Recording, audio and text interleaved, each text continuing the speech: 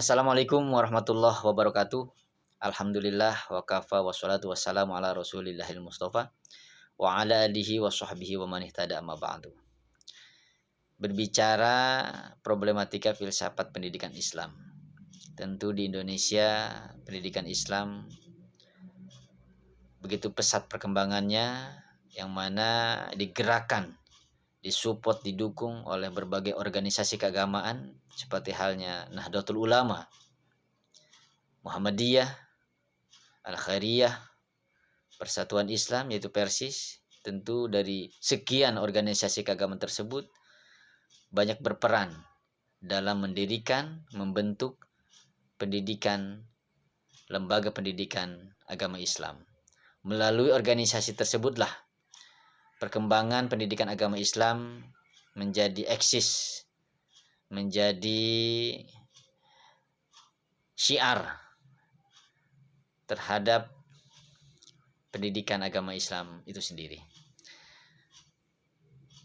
Cukup menarik bahwa pendidikan agama Islam digerakkan, disupport, didukung oleh organisasi keagamaan tersebut, bahwasanya kita bisa lihat dalam sejarah organisasi tersebut dibentuk pada saat penjajahan.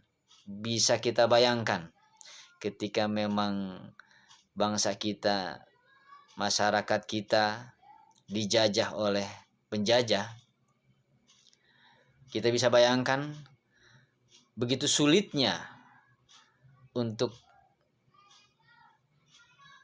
mendapatkan kenyamanan, perlindungan. Namun dalam hal tersebut ternyata bisa dibuktikan oleh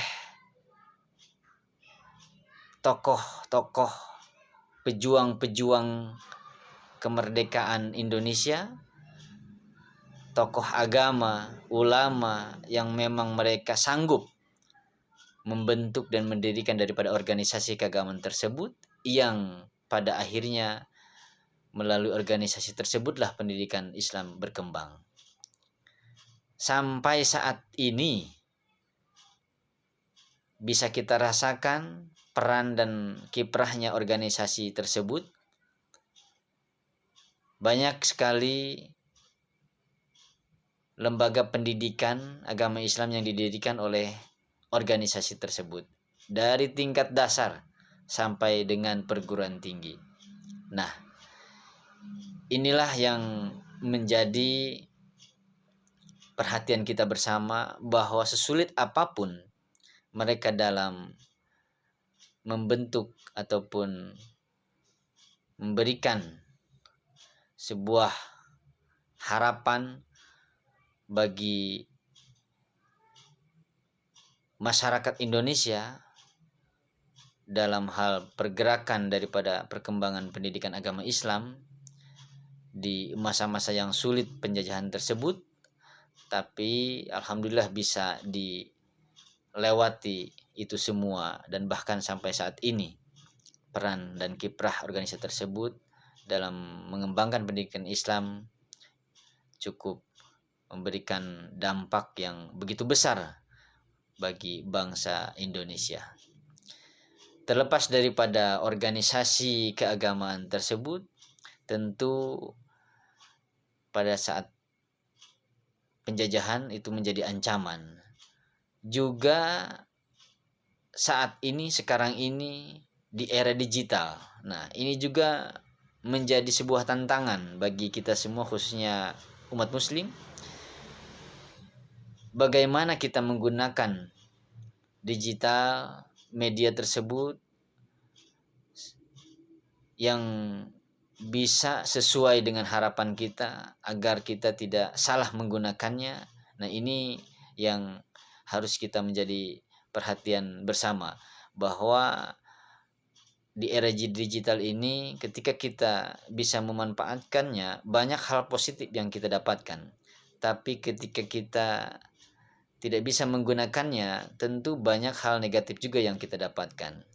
Nah, jadi di sini ada peluang dan juga ada ancaman.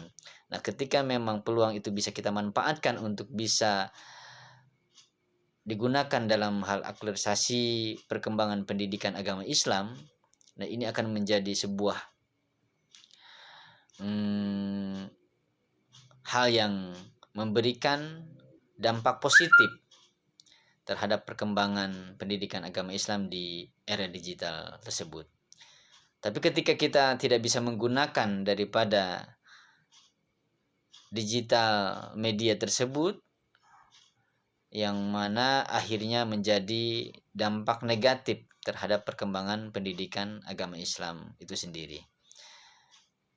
Baik, itu saja yang bisa saya sampaikan, bahwa kita selaku muslim, harapan kita bersama menjadi muslim yang kafah, yang bisa memahami, yang bisa mengamalkan sesuai dengan syariatnya, tentu yang memberikan dampak positif, memberikan manfaat terhadap diri kita sendiri, khususnya umumnya kepada orang lain. Bagaimana kita menjadi orang yang bermanfaat bagi orang lain, khairun nas anfa'uhum linnas. Tentu itulah prinsip daripada kita umat muslim, untuk bisa saling memberikan manfaat bagi satu sama lain. Demikian, assalamualaikum warahmatullahi wabarakatuh.